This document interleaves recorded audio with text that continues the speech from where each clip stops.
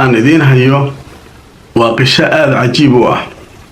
waa qiso 3 sano booliiska magaalada Jidda ay baadi goobayeen oo ay raadinayeen nin fal la yaab leh ka sameeyay magaalada Jidda ee wadanka boqortooyada Saudi Arabia. haddaba ninkan muxuu sameeyay? sidee ku dhici weysay in muddo intaa la eg ninka lagu soo qabto? ma farsamo xumo dhanka booliiska ah ayaa jirtay? ma arrimo kale jiray? haddaba sheeko la yaab leh iyo wixii ninka uu sameeyay ayaanu qisadeena ku faahfaahin doonaa. waan filayaa inaad xogo badan oo macluumaada ka heli doontaan. haddaba qisooyinka aynu soo qaadano waa qisooyinka dhinaca arrimaha bulshada ee aadka bulshooyinka caalamka u taabta iyo jariimooyinka iyo dambiyada iyo waxyaabaha dhaca. waxaynu ka soo xiganaynaa galka qisooyinka uu markaa isagu ka shaqeeyay qoraaga la yiraahdo Abu Talal Al-Hamrani oo ah suxufi reer Kuweyda. wuxuu sheegay qisadan inuu ka helay booliiska wadanka boqortooyada Saudi Arabia ayna u ogolaadeen in uu faafiyo.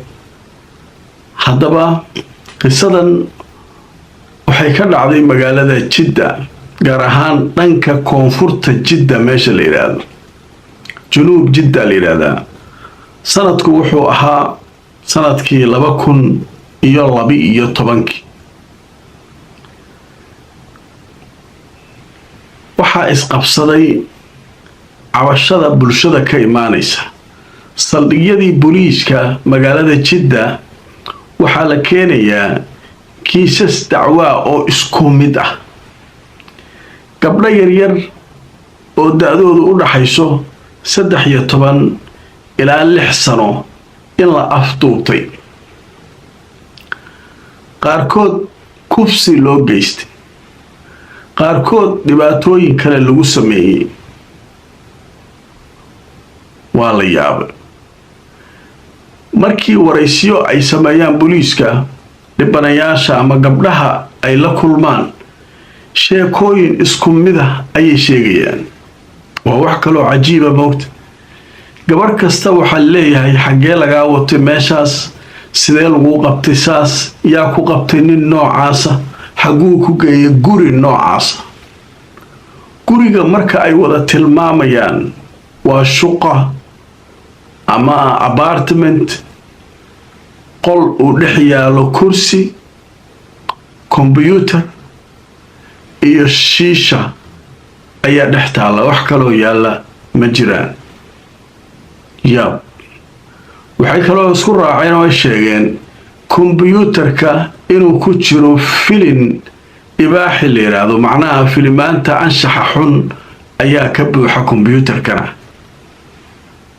mid walba marka dhibaatadu ku dhacday oo booliiska la keeno saldhigga, markay booliisku sheekadii isla meeshii la tilmaamaya. war ninka muxuu ahaa? gabdhaha wuu kaxaynayaa, haddana shaaricuu ku soo daynayaa. markuu wuxuu rabo ka dhammaysto ayuu bannaanka ku soo tuurayaa. gaarina wuu wataa ninka.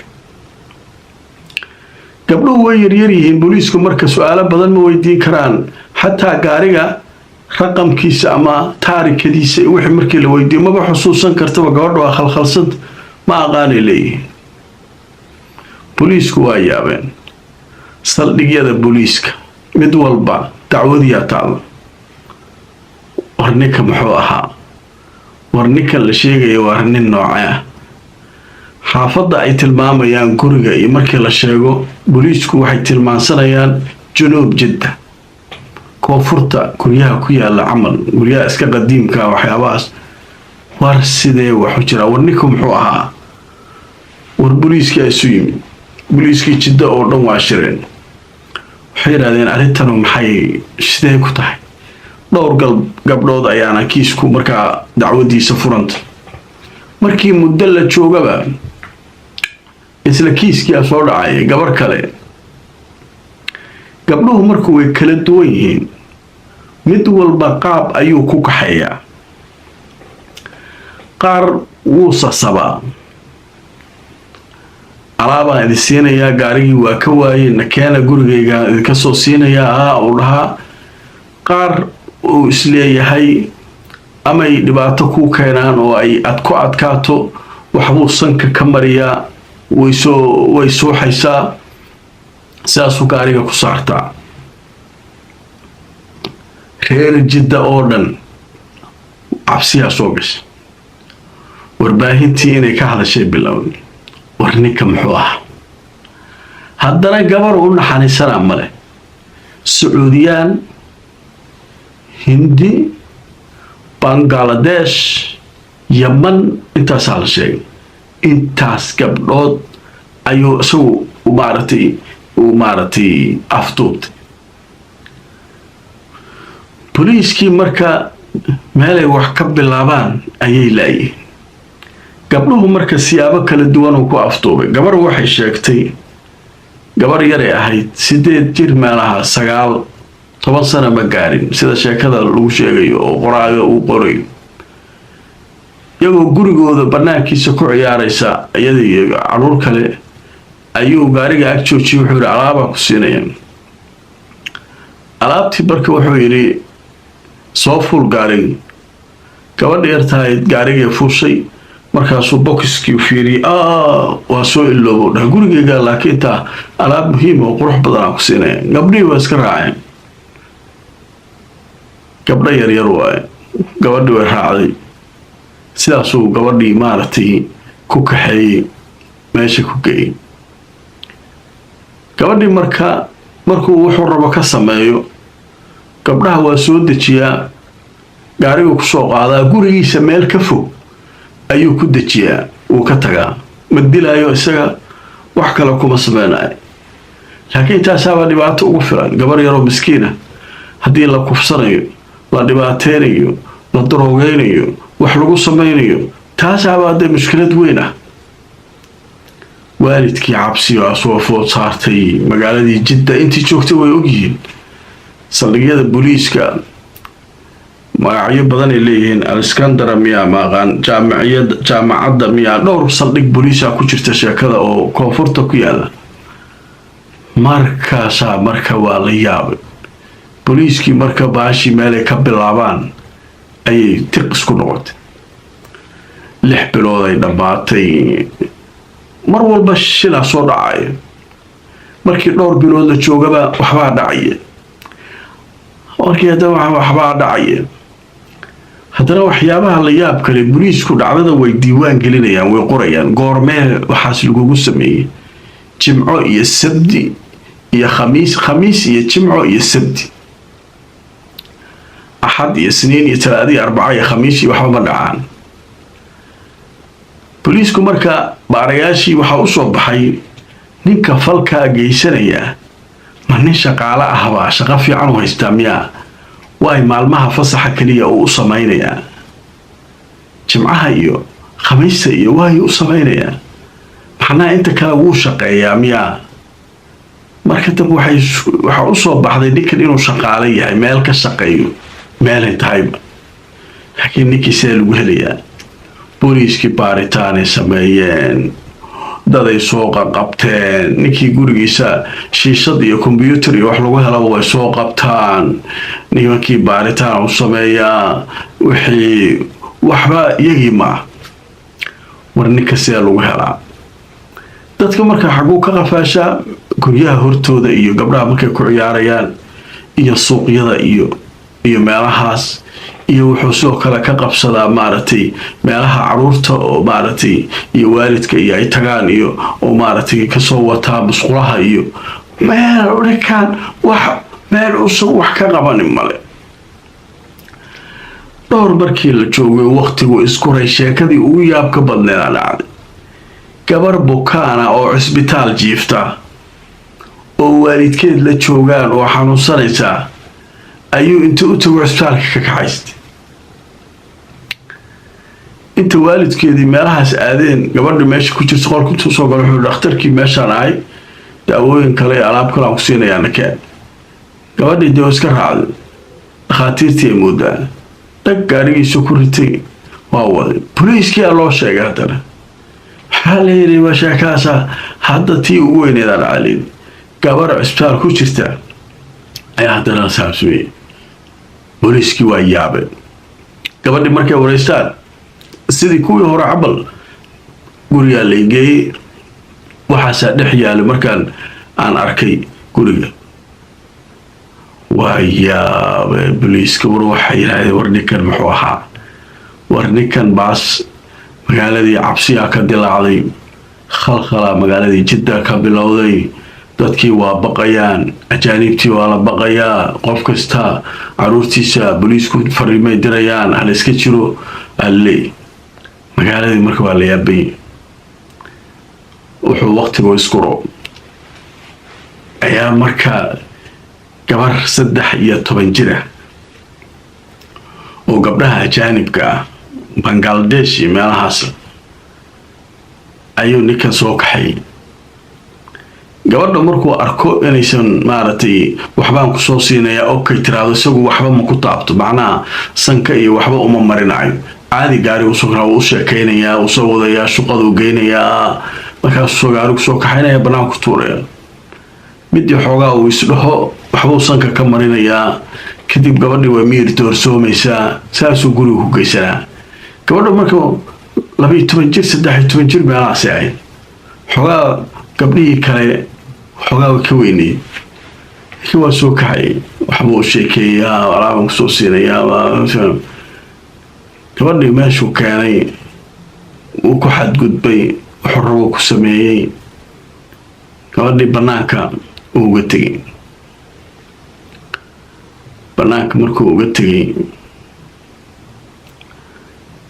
meel guri apartment kala hortiisa ku dejiyay gabar marka apartmentiga degan oo lagu qabo oo banaanka wax ka soo doonatay ayaa soo degatay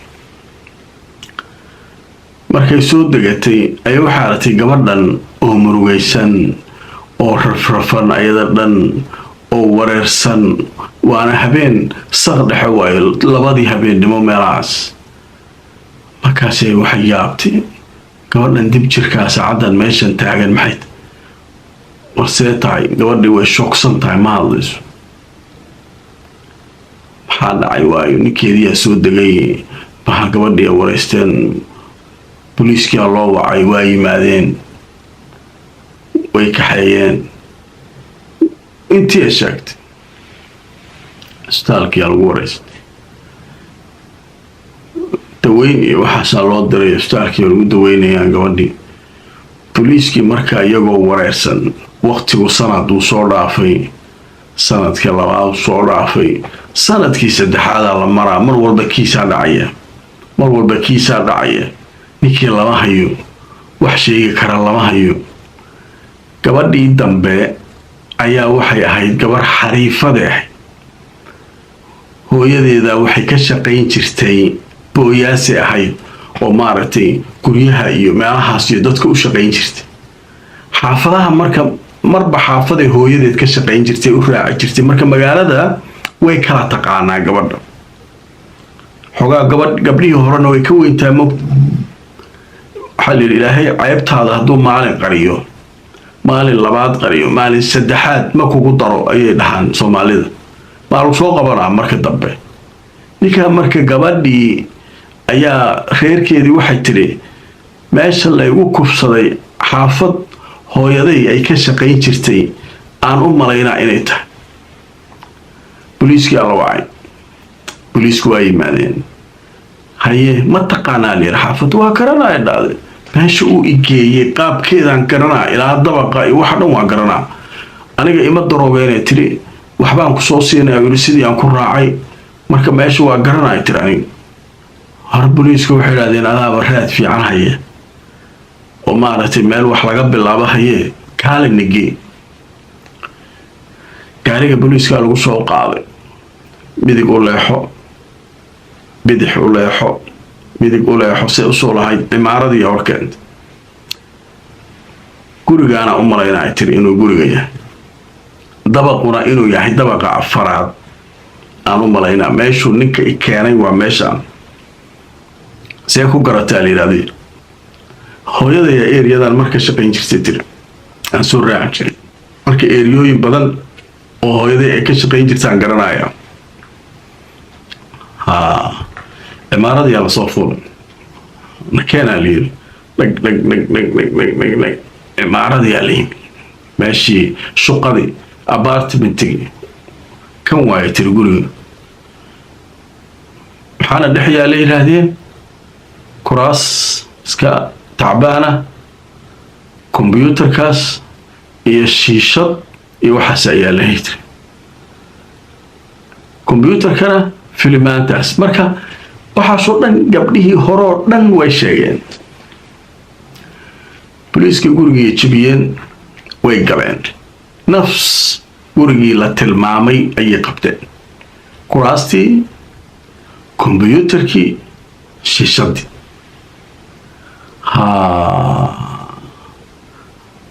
gurigiiyo baaritaan kale ugu baareen xashiish iyo waxbay ka soo saareen daroogo iyo waxaas bas gabadhii waa la kaxeeyey gurigoodiyaa la geeyey boliiska ninkii guriga iska lahaa gurigan yaa ka karisaneen gurigan waxaa degan nin ustaad madarasada wax ka dhiga oo muctarifa oo la yaqaanaa ku dhastoo yimaada xaas kale iyo caruur kale iyana waa leeyahay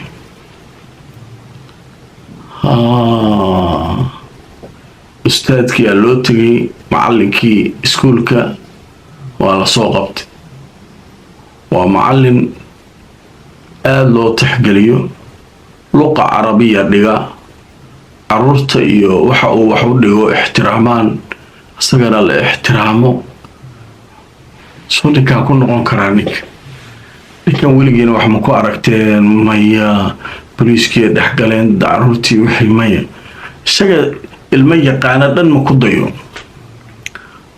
doolkaas bannaankaasu ka xariifta maa caadi maaha boliiskii ninkii way soo qabteen saldhigga boliiskay keeneen ninkaan su-aalaha la weydiiyey walle ka towdha aniga waxaas aniga shaqa ku mari aniga sumcaddeeda ha ku dheelinina xaasaan leeyahay caruuraan leeyahay nin macallin oo muctarifaan ahay marka aniga waxyaabahaas iyo shaqajaannimadaas ha iila imaanin boliiska waa nin sacuudiyaan boliisku iska waabinayaan ajanabi ma aha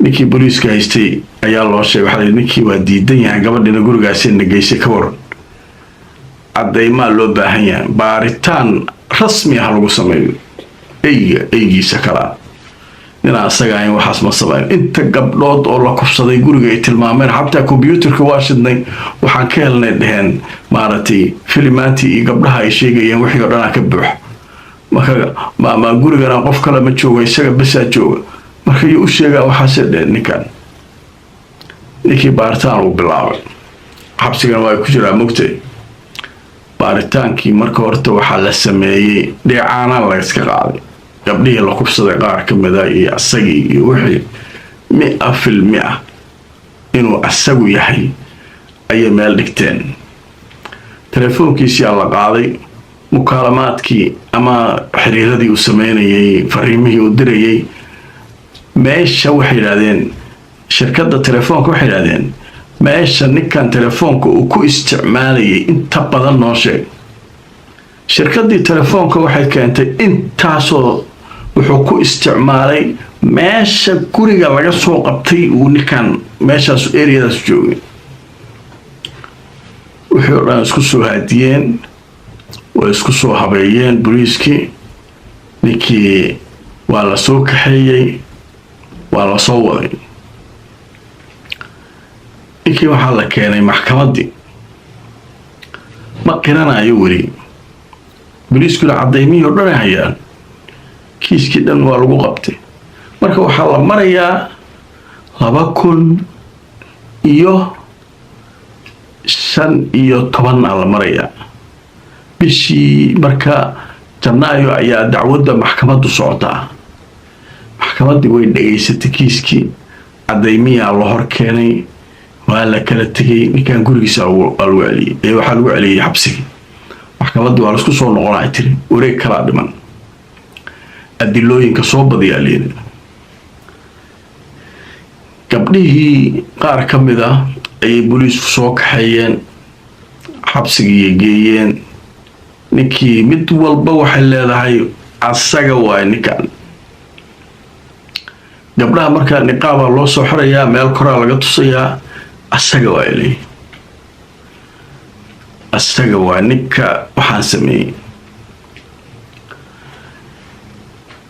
maxkamaddii aad kusoo laabtay garsooriga maxkamadda wuxuu yidhi ninka caafimaad ha loo diro bal horta maskaxiyan booliisku waxay taagayiin ninkaa macallin iskuul waaye ilmo wax baraa caafimaadkiisu uu fiican yahay ilmaha u yaqaano iyo kuwiisa iyo kuma saqajaamo waxaan waxa u geynaya waa mujrim waa saqajaannimo weynaatay ninkan waa in la ciqaabaa sharciga la marsiiyaa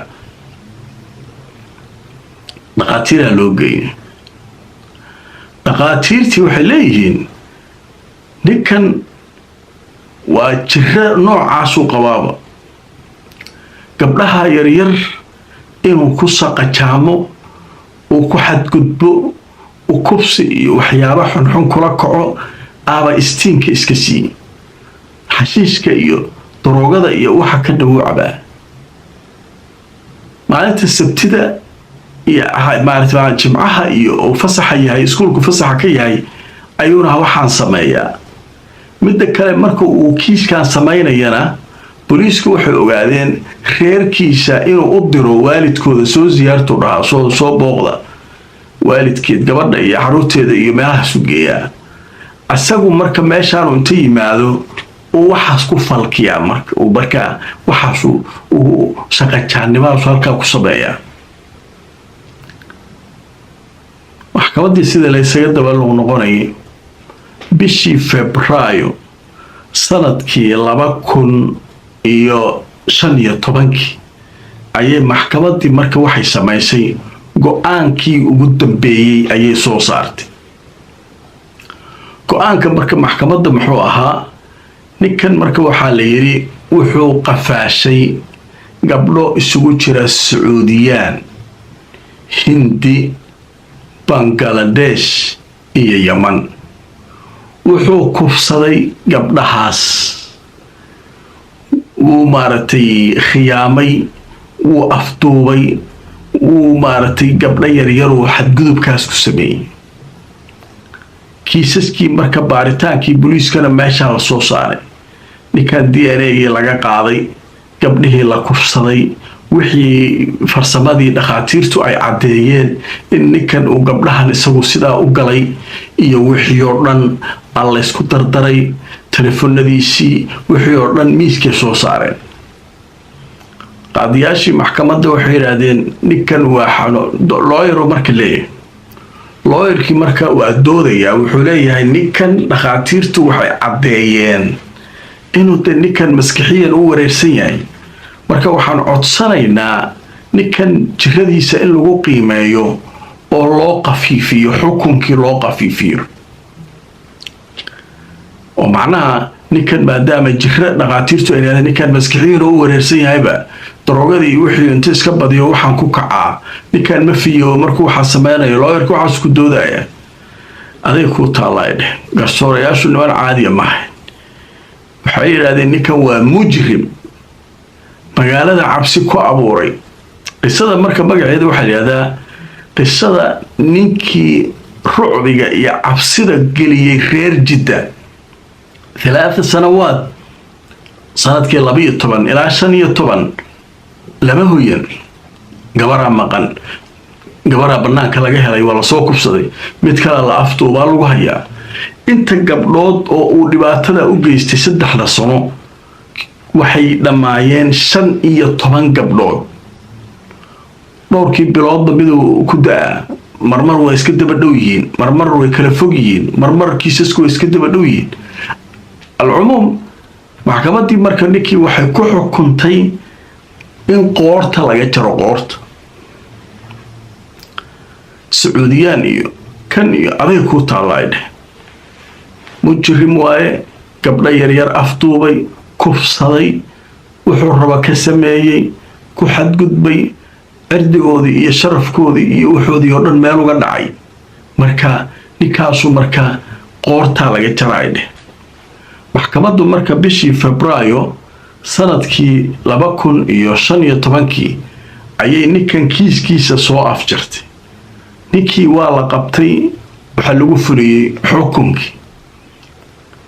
caruurtii iyo xaaskii uu ka tagay waa shoogsayi, waa yaabay. xaaskiisu waa yaabanta, waxa leeyahay ninka maxaa helay.